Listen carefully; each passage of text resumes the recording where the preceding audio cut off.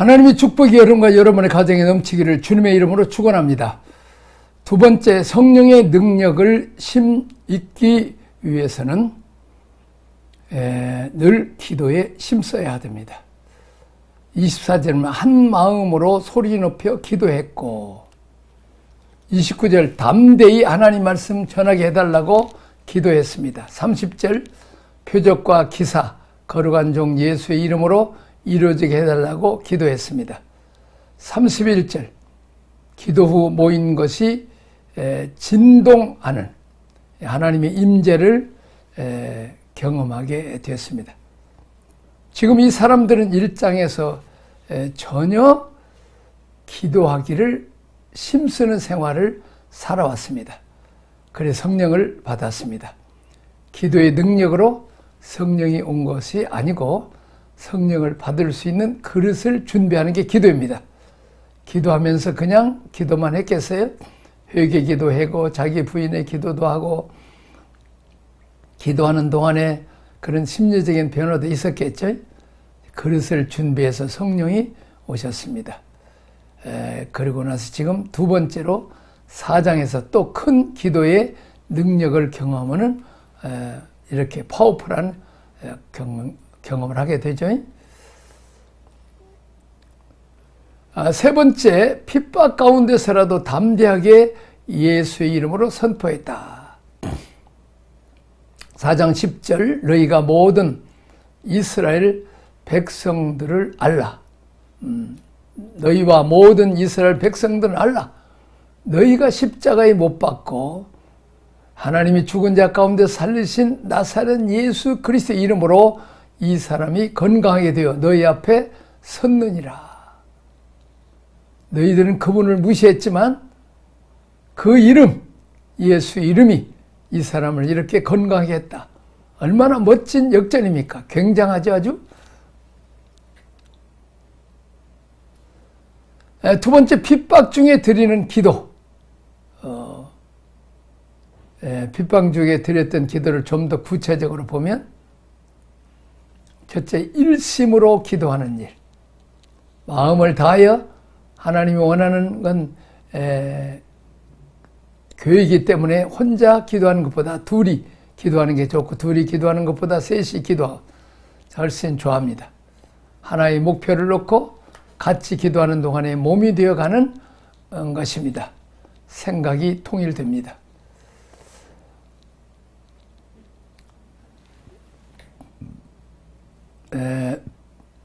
그 다음에 25절, 27절 언약 성취에 대한 감사입니다. 이미 하나님의 언약이 성취했던 것에 대한 감사의 기도를 드리고 있고, 세 번째 29절 위험을 하감해 달라는 간절한 기도, 눈을 떼지 않고 지켜보는 하나님의 도우심을 요청하는 것입니다. 네 번째 29절 담대히 하나님 말씀을 전하게 해달라고 기도했습니다.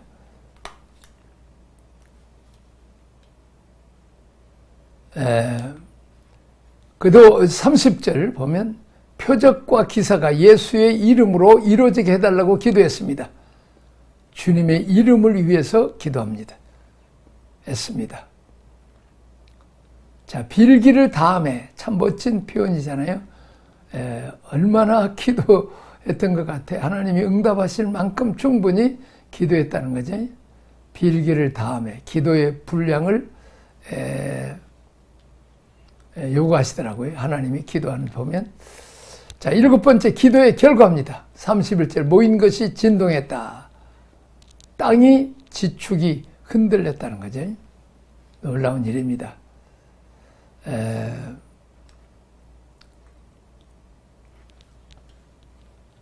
우리가 기도하는 거 대단히 중요하죠. 하여튼 열심히 우리가 기도를 해야 돼. 엎드려서 기도하고, 뭐 기도 안 해도 역사가 일어나지만 그래도 하나님께 더 도움을 요청하고, 또 그래야 하나님이 기도 응답으로 이렇게 하셨구나. 또 모든 영광을 자기에게 돌리는 게 아니라 하나님께 돌리게 되는 거죠. 사탄의 공격 두 번째입니다. 교회 내의 공격입니다. 두 번째 사탄의 공격은 내부적으로 썩게 하는 것입니다. 첫 번째는 외부적으로 했고 이제는 내부적입니다. 오염물질을 집어넣어서 혼탁해 버리는 것입니다. 성경에서 이렇게 오염성이 강한 걸 쓴뿌리라고 그럽니다. 자기만 망가지는 게 아니라 다른 사람에게 아주 좋지 않은 영향을 끼쳐서 악한 결과를 가져오도록 하는 것, 이것이 쓴뿌리라고 말합니다. 이런 쓴뿌리 역사가 교회 안에서 많이 일어났습니다. 교회 내부적인 공격입니다. 성령 앞에서 거짓말을 합니다. 미혹의 영이라고 그러죠. 우리를 혹하게 한다는 것입니다. 이것은 전염의 위험성이 있습니다. 이걸 베드로가 잘 분별해서 적절하게 조치를 했습니다.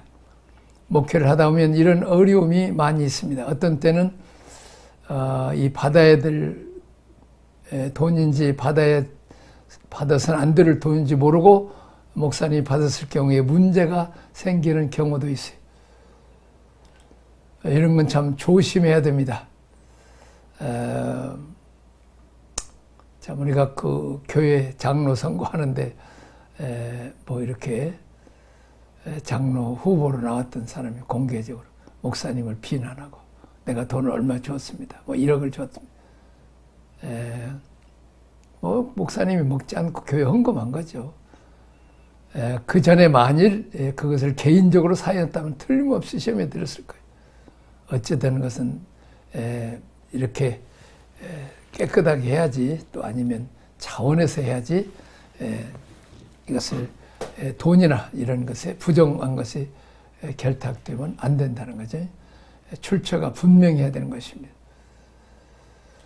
불분명한 돈을 함부로 받아서는 안 되는 거죠. 참 이게 쉬운 문제가 아니고 어려운 문제입니다. 우리가 신학교 다닐 때 세 가지를 조심해라. 돈을 조심하라, 이성을 조심하라, 명예를 조심해라. 특별히 이 개척교회 같은 경우 참 그런 유혹에 참 빠지기 쉬울 수 있습니다. 우리 특별히 어려울 때, 경제적으로 어려울 때 목회자들이 이렇게 물질 때문에 시험에 빠지기 쉬워요. 또 어떤 사람들은 또 이제 시험 들어갔고 헌금해놓고 또 돌려달라고 또 하는 사람도 있고, 이제 그 사탄은 여러 가지로 이렇게 쓴뿌리로 공격할 수 있다는 것입니다.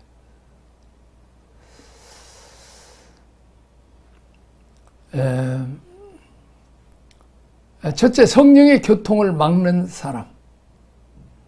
아나니아와 삽비라의 죄는 교통을 막는 사람이었습니다. 흐름을 막는 것입니다. 우리의 혈액순환도 막히면 안 되죠. 막히면 동맥경화에 큰일이죠. 어디 군데 몇 군데 막혔습니다. 그래갖고 이제 뚫어가지고 이제 뭐 스턴트도 받고 그랬습니다. 요즘은 좋은 시대라 뭐 그냥 뇌 수술 안 하고도 이렇게 혈관을 통해서 이런 죄들이, 부패한 죄들이 성령의 교통을 막는다는 것입니다. 이런 일을 조심해야 됩니다. 그런 사람들이 있다는 거죠. 교통을 위해 박해하는 사람, 공예죠. 33절이면 하나님의 성령의 교통을 위해서 헌신하다가 박해받는 경우가 있어요. 교통을 막는 사람도 있고 교통을 위해서 박해받는 사람도 있고, 일종의 시기심, 질투, 경쟁심, 성령의 소욕을 대체합니다. 그러니까 성령 충만함을 갈망해야 되는데 바나바나 제사를 바침하러 교회 가운데 존경을 받으니까 그것을 보고 와서 나도 좀 저렇게 하면 지도자가 되겠구나 하고 이렇게 흠모하는 거죠. 나쁜 동기입니다. 11절에 보니까 온 교회와 이 일을 듣는 사람들이 다 크게 두려워하니라. 다들 마음이 경각심을 가진 것입니다.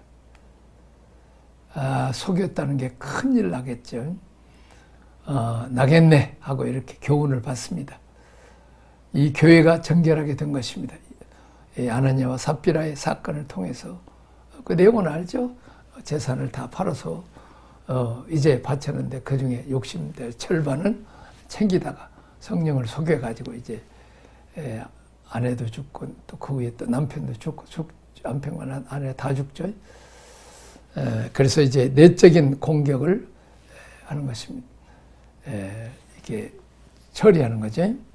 하나님께서 초대교회를 300년 동안 깨끗한 교회를 유지하기 위해서 두 가지를 허용하셨는데, 첫 번째는 철저한 심판, 또 하나는 핍박을 주셨습니다. 아나니아 삽비라 같은 경우는 즉각적으로 하나님이 응징을 합니다. 두 번째 핍박을 주셨죠. 10대 황제까지 300년 동안을 핍박을 당하면서 정결하게 초대교회가 되었습니다. 깨끗하게 된 거죠. 교회의 역사를 볼 때 핍박이 올 때 오직 하나님만을 의지함으로 깨끗하게 됩니다. 우리가 중국의 지하교회들이 많은 핍박당하면서 하나님만을 의지함으로 저들이 정결하게 되고 놀라운 부흥운동을 가져왔습니다. 박해를 통해서.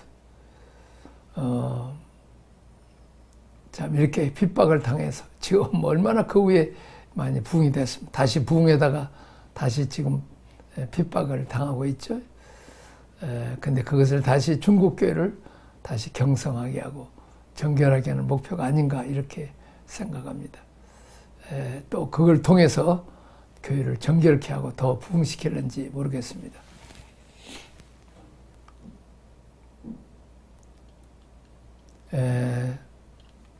참 이제 어떤 비일비재한 일들이 많이 있어요. 핍박도 있고 어려움도 있습니다. 핍박은 정결케 합니다. 목회하면서 교회 부흥하는 것도 물론 좋지만 부흥이 잘 안 되고 어려움을 당하고 경제적인 어려움, 사람으로부터 어려움, 당회에서부터 어려움, 이런 것들이 사실은 반대급부적으로 그 담임 목사를 정결케 하는 경우가 참 많습니다. 그때 기도하고 그때 하나님한테 겸손해지고 그때부터 성경을 읽고 하나님의 도우심을 요청하는 것입니다. 아나니아와 삽비라의 일이 그들 개인적으로 볼 때는 문제가 되겠지만 교회적으로 볼 때는 축복의 사건이었습니다. 이것 때문에 교회가 순결해졌고 교회가 하나님 앞에 정결하게 살아야 된다는 것을 깨닫는 계기가 되었다는 것입니다. 두 번째, 성령을 거스르는 사람. 아나니아 삽비라의 죄는 헌금하지 않는 죄가 아닌 위중죄와 명예를 탐하는 위선하는 죄였습니다. 이것을 로마서 8장의 개념으로 말하면 육신의 질서를 좇아 살았던 사람이죠. 육신의 질서, 12절, 13절 육신의 질서를 좇아 사는 사람이라고 했습니다. 14절, 17절은 성령의 질서를 좇아 사는 사람들이 있습니다. 첫째, 육신을 좇는 자의 특징, 로마서 8장이죠. 8장 5절, 육의 일을 생각하는 자기 중심적 생각이 되겠습니다. 하나님의 생각, 이웃에 대한 배려가 아니라 자기 중심적인 생각, 이기적이고 개인주의적이고 탐욕적인 생각이라는 것입니다. 두 번째, 7절에 육신의 생각은 하나님과 원수가 된다고 그랬습니다. 하나님을 대적하기 때문입니다. 세 번째, 7절, 하나님 법에 굴복하지 않고 또한 할 수도 없다고 그랬습니다. 왜냐하면 육신을 좇아 사니까. 하는가는 자꾸 반대급부로 나가는 거지. 네 번째, 8절에 하나님을 기쁘시게 못한다. 죄업을 따라 살기 때문에, 그죠? 다섯 번째, 6절에 육신의 생각의 결과는 사망인 것입니다. 자, 하나님을 믿는 사람의 특징은 날이 갈수록 부유해지고 행복해지고 강건해지는 거예요. 겉사람 날로 후패하나 속사람 날로 새롭도다. 바울이 그랬습니다. 이 사람이 늙는 걸 어떻게 막습니까? 그러나 속사람이 새로워지는 것입니다. 점점 더 고상해지고 가까이 보니까 더 멋있고 영의 질서를 사는 사람입니다. 그 안에서 하나님의 아들이 보이는 거죠. 70여 세 넘는 노인네가 하루가 다르게 늙어가지만 갓 자라는 아이들을 보세요. 하루가 빠르게 이뻐지고 성숙하잖아요. 아이들을 생명의 질서를 한다면 할머니들 나이 많으신 분들은 육신의 질서, 사망의 질서라고 생각하면 이해가 쉬워요. 날이 갈수록 초췌해지고 사망이 그림자가 보이는 경우이고, 날마다 번성하고 충만해지고 건강해지는 경우 영의 질서라고 하는 것은 자꾸 하나님께로 우리가 이끌어가기 때문에 더 부유해지고 더 강건해지고 더 충만해진다는 것입니다. 자, 영을 좇는 자의 특징입니다. 5절입니다. 영의 일을 생각한다. 하나님 중심적인 생각, 하나님 법을 따르기를 즐거워합니다. 두 번째, 9절, 우리 속에 하나님의 영이 거하신다. 육에 있지 않고 영에 있다는 것입니다. 세 번째, 13절, 14절, 영으로서 몸의 행실을 죽인다. 하나님의 영의 인도를 받는다. 결국 이런 사람이 하나님의 아들이라고 말씀하고 있습니다. 다음에 네 번째 15절 17절 양자의 영, 아버지라고 부를 수 있고 성령이 우리가 자녀임을, 하나님의 자녀인 것을 증거합니다. 단순한 자녀가 아니라 상속자입니다. 후사입니다. 우리가 하나님의 후사고 아들과 함께한 후사입니다. 그 함께한 영광을 받기 위해 고난도 함께 받아야 합니다. 그리스도와 함께한 후사, 우리가 하나님의 후사 곧 그리스도와 함께한 후사라는 말에 함께 상속자, 함께 수사는 말이 헬라어의 싱굴레로모스라고 합니다. 이것은 공동 상속자라는 뜻입니다. 에베소 3장 6절에서 이것을 함께 죽고 함께 일으키심을 받아 함께 하늘에 앉히심을 받았다는 표현을 쓰고 있습니다. 그리스도와 우리가 몫이 같다는 것입니다. 그리스도 내가 몫이 같다는 말은 잘못 오해한 불경건하게 생각할 수 있지만 주님이 십자가 부활 승천이라는 구속의 그릇 안에 다가 이만큼의 물을 담았어요. 예수님이 들고 계시다가 이것을 구원받은 사람의 자녀들에게 넘겨줘요.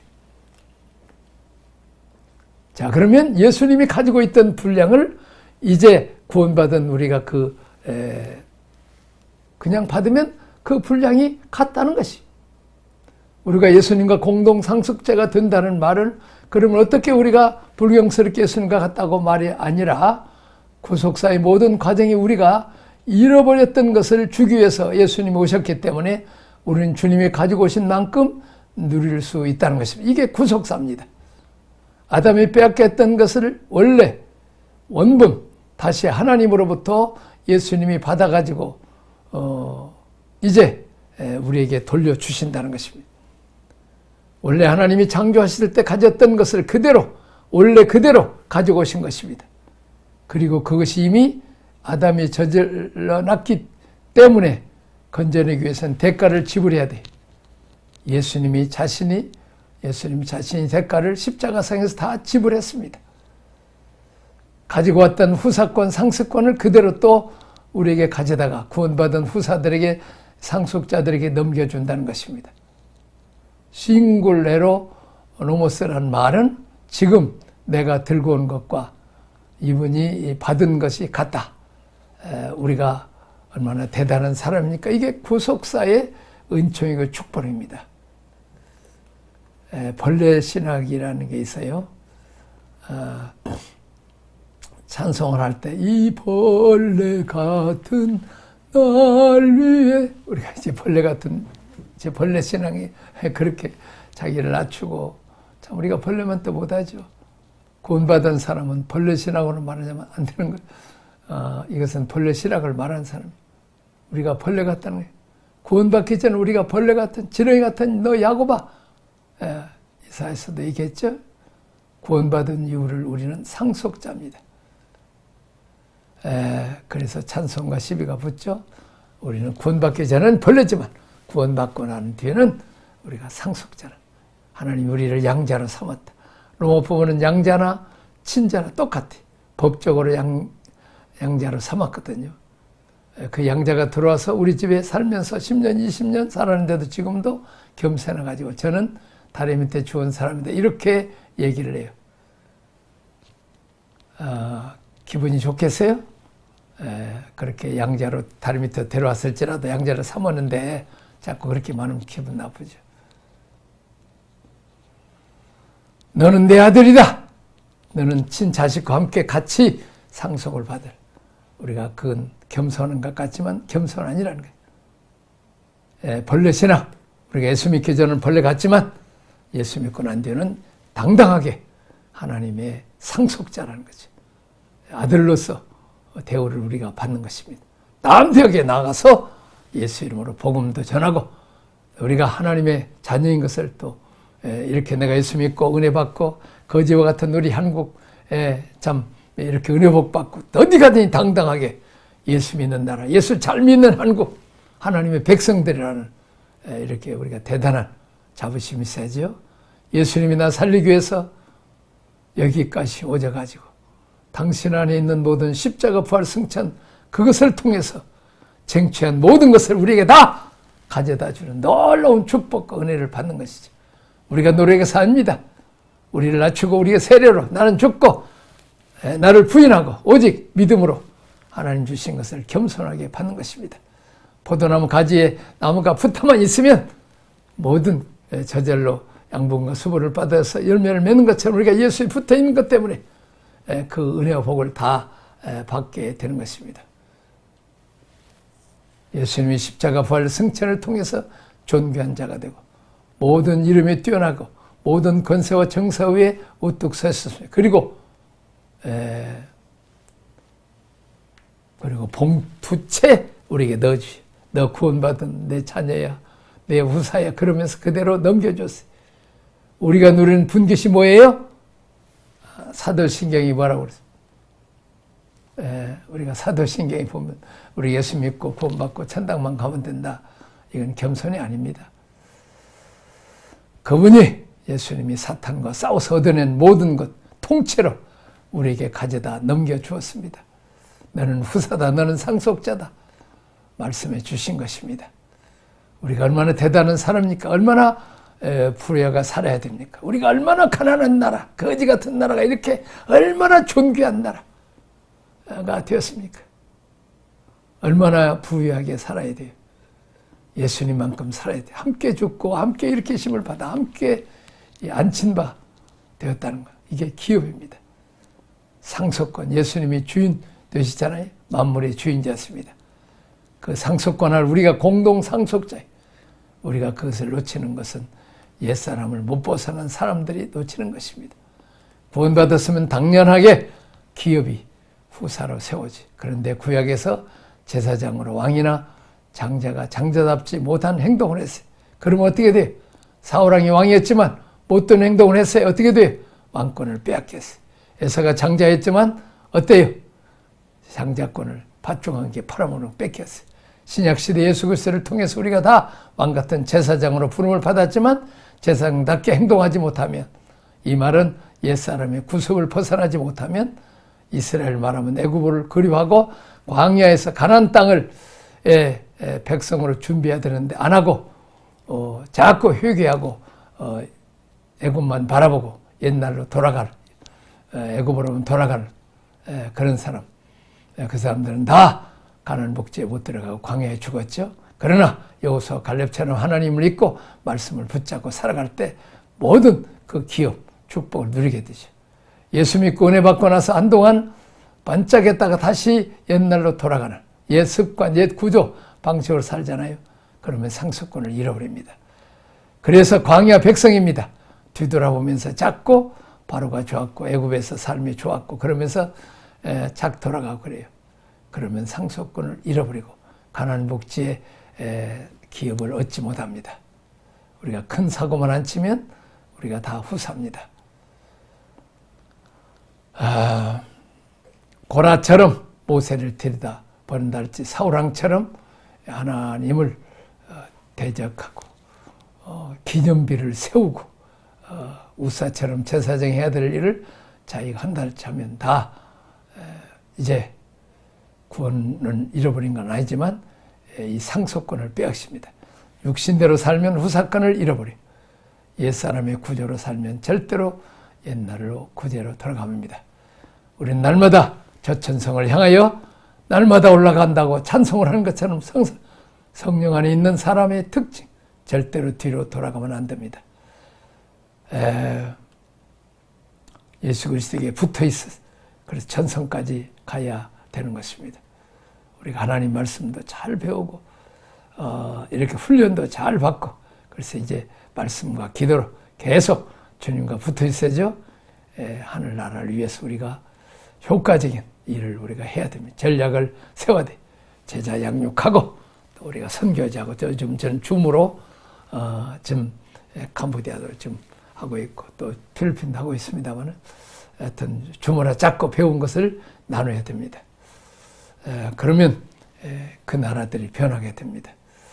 지금 캄보디아에서도 지난주에도 그 아주 한 200명 가까이 어린아이들, 청소년들, 목회자들까지 대부분 이제 청소년 어린아이들인데 그들이 예수 영접하고 성령 받고 한 30명이 선교사로 목회자로 헌신하겠다고 나오는 어렸을 때부터 예수님이 기름 부음 받은 자 그리스도인 것처럼 기름 부으러 오셨습니다. 오늘 또 성령이 기름 부어지면 왕이 되고 제사장이 되고 선지자가 되는 것입니다. 우리가 이제 선교지에 가서 그런 역사를 일으켜야 되고 선교사님들을 우리가 또 기도로 물질로 우리가 후원해야 된다는 것입니다.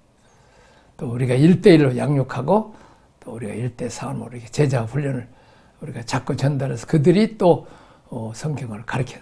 우리가 지금 성경을 11권째 한국말, 중국말로 번역해서 영상 만들어서 지금 중국 교회로 보내고 있고 또 이제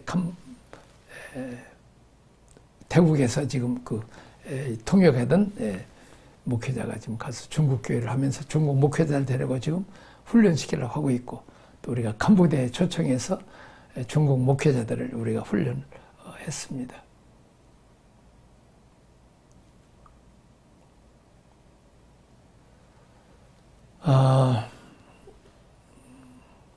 세 번째, 구원받았으나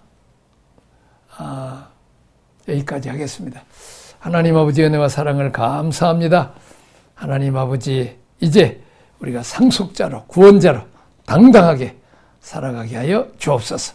예수님 이름으로 기도합나이다. 아멘.